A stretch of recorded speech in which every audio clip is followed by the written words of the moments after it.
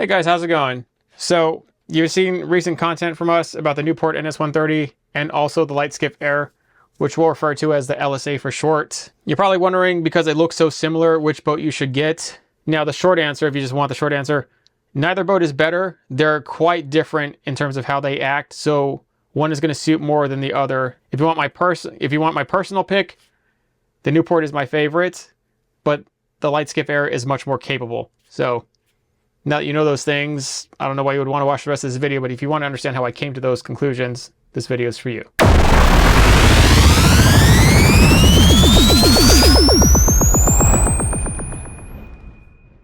So after watching this video, if you're leaning more towards one than the other, just know that they're both here. So come on to tbnation.net, choose which one you want, and get going. Let's start out with the NS130. It's going to be the easier one to cover, and then we can compare and contrast. I like the NS130 so much. It's because it's what I wish kayaks always were. It fished very, very much like a kayak, but 10 times better.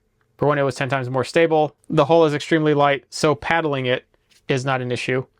The draft on it is extremely light. It's just as shallow, if not shallower, than what any kayak can grab in terms of shallow draft in water. It is ultimately more portable too. And the fact that Newport gave you a carrying case with wheels, that's something you will only appreciate later on once you have to bust it back down and put it in the bag and move it around. But that thing will fit anywhere. Inside any car trunk, any back seat, any closet in an apartment or in a bedroom. I don't care how transportable some light kayak from Walmart is on a car topper. You can't beat an inflatable's portability for the LSA or the Newport. And once you bust that thing out and rig it, I mean, that'll be the longest you ever have to rig it, is the initial rigging. Other than that, you're probably going to invest in an automatic inflator. Those tubes are going to inflate very quickly. You know, before you inflate it, you put all the pieces on it. It's 5 pieces. And the most complicated thing to kind of put together was the bow plate. But once that's assembled, you don't disassemble that. You just keep it that way. Then put it all on, put it on the seat, and then, you know, you go fishing. But if you just want to leave it assembled, you can. The hull is heat welded, meaning that if it's left out for long times in the sun, like, there's no glue to dissolve or eventually deteriorate, and you're not going to see leaks and failures like you would a glued boat that's just been left out in the sun. So you can't just leave it out in the open, inflated for long periods of time. I would obviously recommend that you keep it covered, and I would also recommend that you would spray down the hull frequently with 303 protectant, which is like kind of vinyl relubricant, vinyl protectant. So if you do that, I mean, that hull could stay inflated and in really good shape for however long. But it's, you know, the worst thing you could do is just leave it out there in the sun without a cover and no 303 protectant. The hull is light. It was 66 pounds before anything's on there. Like, obviously, once you put the batteries and the gear in there, it's probably well over 100, probably approaching 200. But the whole overall capacity of the boat is like 800 pounds. And it just would be person's motor and gear, 800 pounds. I just don't know how you would even equal that. But it's definitely capable of handling that. I mean, the fact that the air chambers are air really does not want to go underwater. We always talk about pour foam and flotation, how foam doesn't like to sink underwater, how it likes to rise. Well, you want to know what's way better than foam? Air. Air hates to go underwater. It will fight you to death. And that's still the most buoyant thing if you want to survive. If you grab onto a pot of air, that's it. You're not sinking. You can also take up to a 6-horse. That's nice. A 6-horse are going to push that boat just fine. We had their NT300 electric outboard. I think that's honestly better than any of the mainstream 4-stroke outboards. I think if you do find a 2-stroke outboard, like an Everroot of old with a good prop, because they had prop options for their outboards back then that thing would probably play with a 6-horse. The new generation 4-stroke glorified lawnmower outboards, I don't know. But their NT300 did push it around 7 miles an hour consistently. And that to me was just moving just fine. They didn't get on plane. But then I don't really know if I'd want to be on plane because we were sitting on an elevated seat. Speaking of the seat base, I think this is honestly why I like the boat so much, was the seat. I just underestimated how much I would like the seat base. And I have always been kind of like a max efficiency, like everything's for efficiency. I would spare comfort for efficiency. That's just how I thought about boat building forever. And that's obviously paid on into all the models of things that I've done. And so, like, hearing people complain about a seat, I just was like, come on, dude, a seat. Really? Is that what's going to make you break it for you? But apparently, you know, maybe, because the seat was nice. And let alone it wasn't just like a kayak. The kayak seats, a lot of them are comfortable, but you're just sitting down there cramped in it like you're in like a little compact car, right? Or a Corvette. You ever sat in a Corvette and you're just like in there? That's kind of like how you felt sitting in a kayak all the time, and then trying to get up from that position, if you had to get up right away, is like a risk. So, but this one you're actually sitting and it's an elevated seat. There's like a foot or more of depth, probably closer to 16 inches between the floorboard and the seat. So you're already in a real sitting position. And then the seat is a 360 seat, and you can swivel around just like I'm doing in this chair. And it was very comfortable. It's a very nice stock seat. And obviously the seat base was universal, so if you wanted to put something like a Millennium seat on there, you could have done it. That's like the ultimate seat. And it would probably just be that much more comfortable. But the seat is really kind of what did it for me. And the fact that it was adjustable from like center 50 all the way to like the last third of the boat. That little distance, allowing you that amount of room to put whatever you want in front of you. You know, that was just a game changer. Like in a kayak, it just gives you areas to sit and stand, and then you really can't walk up and down that thing. You're not supposed to do it. People have to, and they do it, but like I don't know. I've been on some really stable kayaks that I thought were incredibly stable for their path, and even just having to step over the molding and stuff put you at risk of falling over. And other things happening, and then getting to the front compartment was always a challenge. Turning around, because the seats don't swivel, generally they don't. And then getting stuff out of the egg crate, like all of it, you just had to be really on your toes all the time in a kayak, and just afraid that you were going to fall off, so you didn't fall off. And that just wasn't present on the NS130. The NS130 is just what I hoped a kayak would always be, but isn't. This thing is. It's 10 times more smooth, 10 times more comfortable. It's honestly more portable. You got to remember that bag with the rolling wheels will go in any car trunk, any closet in a bedroom, in any apartment, anywhere. Now I know a lot of people, you're bragging about your little car topping kayak. You still got to put that thing in a car top. You can't put that kayak in a trunk. You can't put that kayak in the closet in your bedroom. You just can't. So if you're a kayak fisherman, you'll probably love the Newport NS130. If you're not a kayak fisherman though, let's talk about the LSA. Disclaimer, you might see both these boats and they're both the same boats, just I modded this one. And I did that because the boat is really awesome and also very modifiable just because of how the hull is. So we'll talk about all those things, but just, you know, you're gonna see these two. The Lite Skiff Air, which we're gonna refer to as the LSA, is a legit boat. When you get on that thing, it does not feel like the Newport. The Newport you can tell is a physically smaller boat. Like the chambers on the NS130 are very big in the back, giving it exceptional buoyancy in the back, but they taper toward the front. Now, if you're a lighter person, under 200 pounds, you might not notice this as much. In fact, there's pictures of people standing on the bow plate and fishing off of it. Now, I did step on the bow plate to get on and off the boat from the dock, and even I had to put my knee up there, to deploy the trolling motor. I don't really know if I personally would fish off that front. I think I'm a little too heavy. And you can just tell the tubes, as stable as air is, when those tubes start to shrink in the front, around the taper of the boat, like you definitely feel the difference in stability. So the LSA, the tubes are the same size all the way up until the very front where they taper in. And then there is a bigger pout plate on the LSA that just comes naturally. It's all aluminum. It's held down by internal D-rings. And you can stand on that thing. I'm like 215, 220-ish. Like I don't know how much heavier it'd have to be before that thing felt unstable, but I would say right around 215. I stood on that thing no problem and fished questionable conditions with little to no problem. The boat is actually so stable, I even actually ended up just standing on the Yeti cooler in the middle, and that actually gave me profound control because the boat was getting blown around everywhere by the wind. And then I could just, instead of having to like worry about catching the boat, I would just turn my body, and then no matter which direction it was about the same distance between the front and the back. And I just had control over the boat.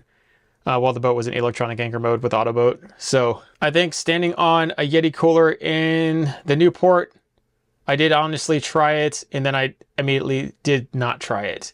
I just didn't feel the confidence and stability.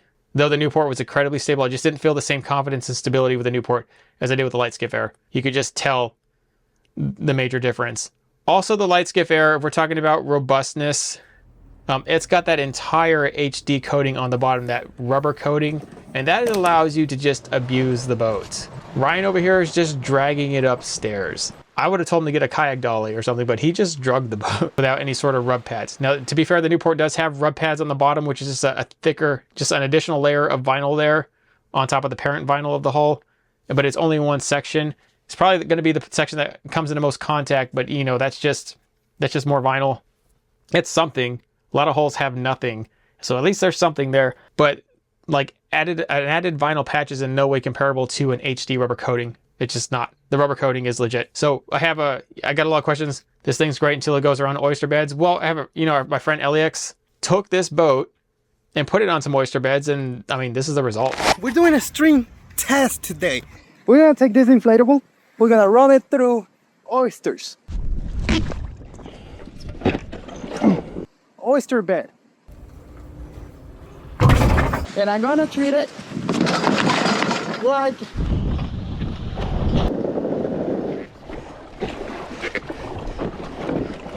I got stuck again. We're basically on top of oysters. Okay, on top of oysters. If the oyster were gonna do anything to this boat, it would have done it already. I'm bouncing on top of oysters.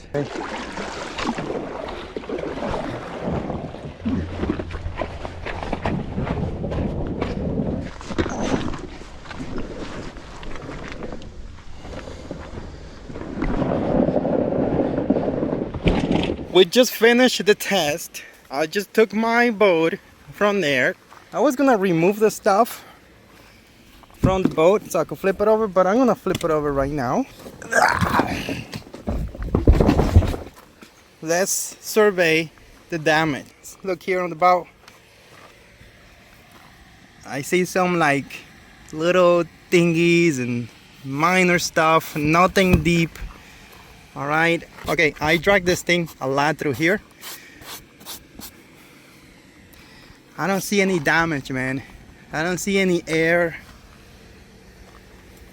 coming out of the craft. The bottom, like the middle piece, I think this is like from gluing and stuff, but the middle pontoon is like clean, man. This is probably an oyster something, I don't know. Look, there's a little, dude, I mean, you could do this test yourself. Just get any rubber, right, and try to like cut it out with a knife, and you'll see the hard time that you're gonna have. This is basically that. This is a rubberized thick cover material that is protecting these tubes.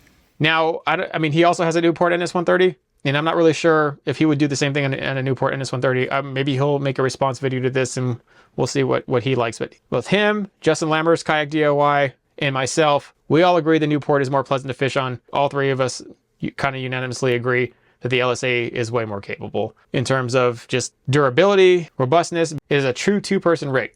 The Newport can be a two-person rig. It says you can put 2 people or 800 pounds in there plus person's motor and gear. So it definitely could be, but in the front, it's not really prepped to be one. But if you did do a two-person rig in the Newport, you definitely, I don't think it would be the same experience. It's just just because just the littlest bit of it, it's just physically smaller than the LSA. They look the same size, but once you actually get in there, it just feels like such a smaller boat, even though it's not really small. It just, when the boat just feels small, even though it isn't, that's kind of how the Newport is. The LSA has a really good balance between the rear and the front angler. You guys can just kind of fish and be okay. What I will say though is that the LSA does not have the same comforting amenities, as the Newport at all. So it's just, instead of having a nice comfortable chair that's elevated on a swivel, it's just got a slat board. Now you can buy slat hooks like these off Amazon for like $5 and attach it to an additional board and then add a seat there. We eventually plan to show you how to add a nice comfortable seat to the Lite Skiff Air. We just haven't done it yet. We got, Christmas time now, but there's ways to do really cool things with that boat. We'll have to show you that another time. Let's put it this way. The Lite Skiff Air was kind of made in mind to be able to modify things to it. So it's kind of got a more bland base. It's just got that really nice front deck, and it's got that slat board back there. And then it's got, the coolest thing about it is it's got a grab bar with a spot that you can mount a fish finder or a cup holder or anything you want right there too. So the grab bar is pretty nice to have. And then the grab bar also, you can just stick a cooler right in front of the grab bar and make an additional seat.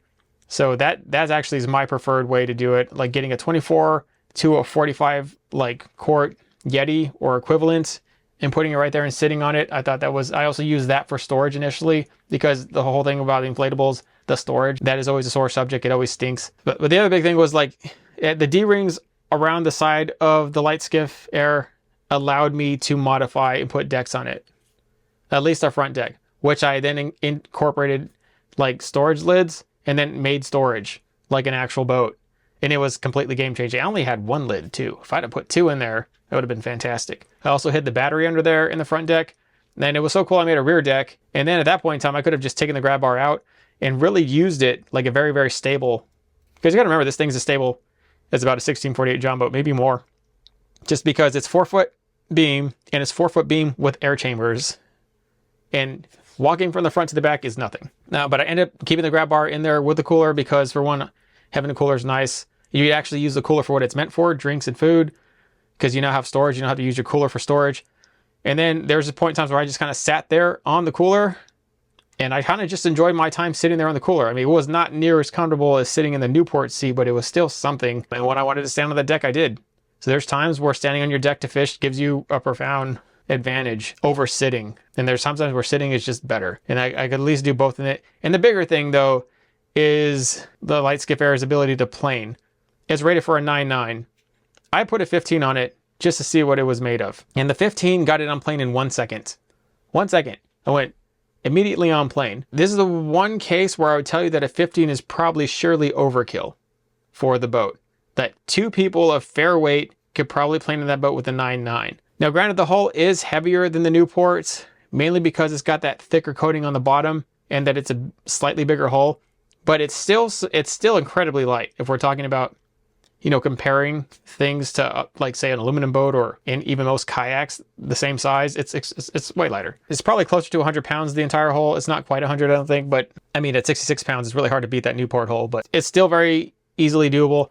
They both deflate and fold basically the same way, and they wrap up in the same carrying case the same way. You can definitely tell that the Lite Skiff Air is much heavier once you have to pick up that bag.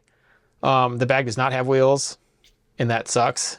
So we're gonna have to maybe look into that whole wheel thing, or make something with wheels to transport that thing. But I thought the ability to kind of plane and get to places fast with a legitimate outboard was a thing also. And also the tubes were full all the way to the back. So Newport has this really cool trendy downslope thing with kind of their house color end caps that you could actually grab the boat from and move. So those were nice, but then you couldn't really do anything with the back of the end cap. So with the Lite Skiff Air, because they went all the way back to the very end, I was able to mount D-rings everywhere and then put micro anchors on there.